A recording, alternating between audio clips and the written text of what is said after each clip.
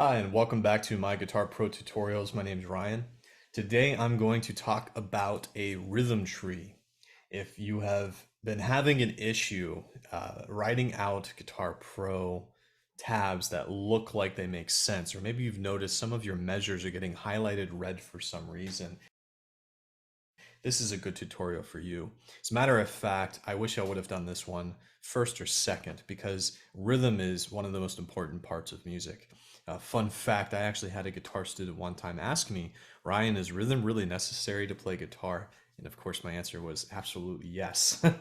That is half of music. So I'm going to show you some really quick ways to input different rhythms into Guitar Pro and explain what a rhythm tree is. So let's get started. A rhythm tree shows different rhythms in music notation. So a rhythm tree organizes rhythms in a way that at the very top, we start with a whole note. And if you don't know the names of these or care to memorize, that's not really the point of today. I just want to show you how to use this in Guitar Pro to easily create tabs that look a little better.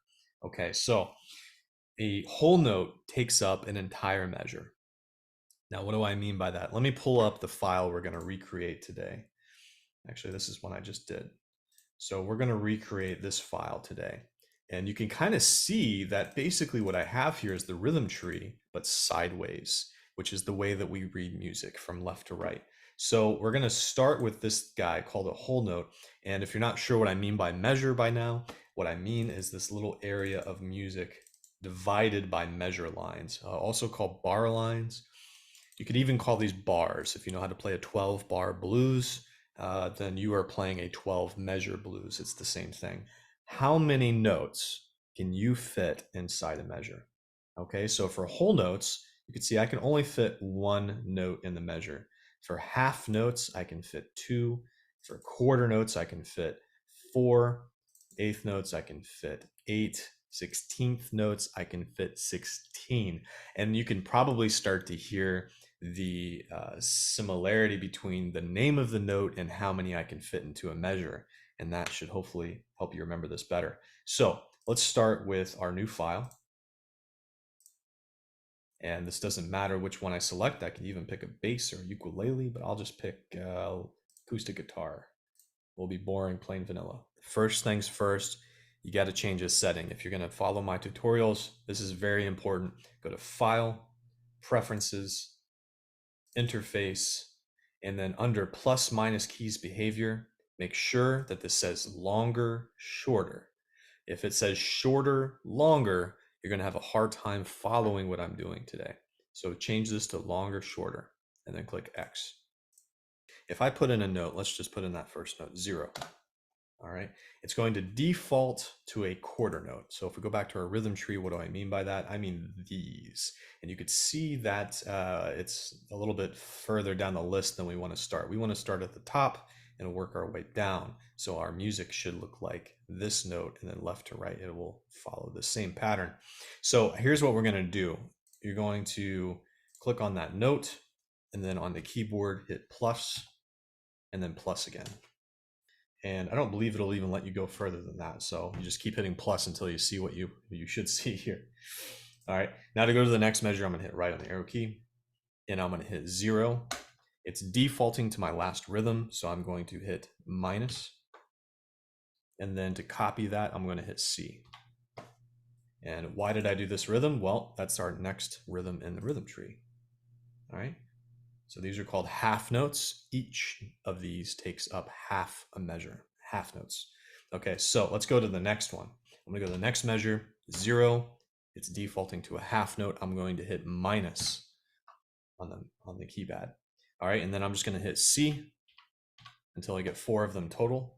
And now I've got my quarter notes. So this is what Guitar Pro will default to at first. This is where you're always starting. All right, and go back to my rhythm tree. I see the next ones I want are eighth notes. So eighth notes are where we get into rhythms that actually look different depending on how many you have. Usually, once you fill up a measure, it will look just like this with these beams between each eighth note. But you'll notice in this version of the music tree, or the rhythm tree, we have eighth notes that have these little flags on them. So either one, it just depends on the song you're playing, and how many of them you have and what combination of rhythm you have. And I won't go too deep into that. Just realize that most of the time, including for today, you're going to have them beamed together. So I could do this manually. I could go over to my next measure, hit 0, hit the minus key, and then just keep hitting C until I get 8 of them in the measure. They're eighth notes. We need 8 of them.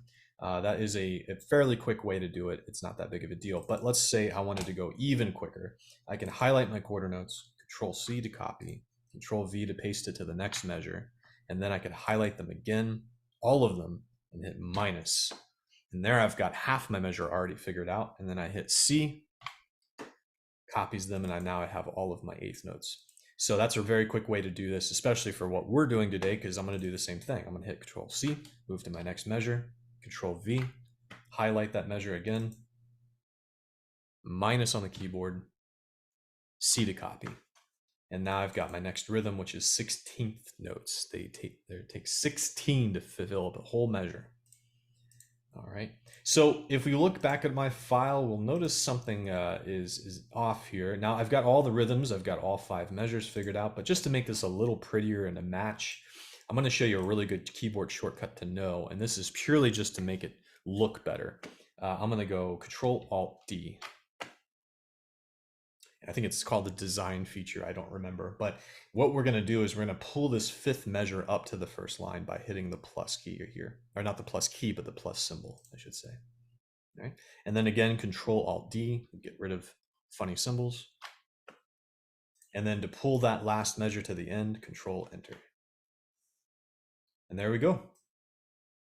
Let's take a listen.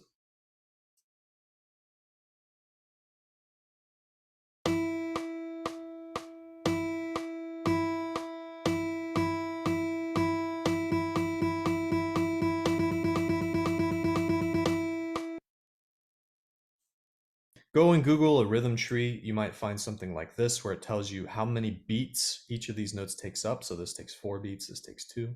Or you might find one like this where it shows you how many you need to fill up a measure. So in this case, we need 1 of these to fill up a measure. We need 2 of these to fill up a measure. We need 4 of these. So just as a bonus example here for you, if you've got this and you've done this perfectly your first try, great. See if you can come up with some combination. So for example, and this is where copy and paste comes in handy.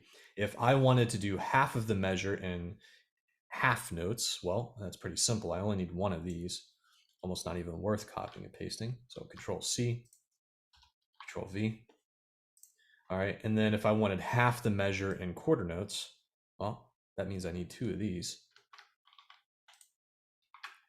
And there we go. And if you want to check to see if you got this right, just open a new measure. And if this did not turn red, then you did something correct. All right.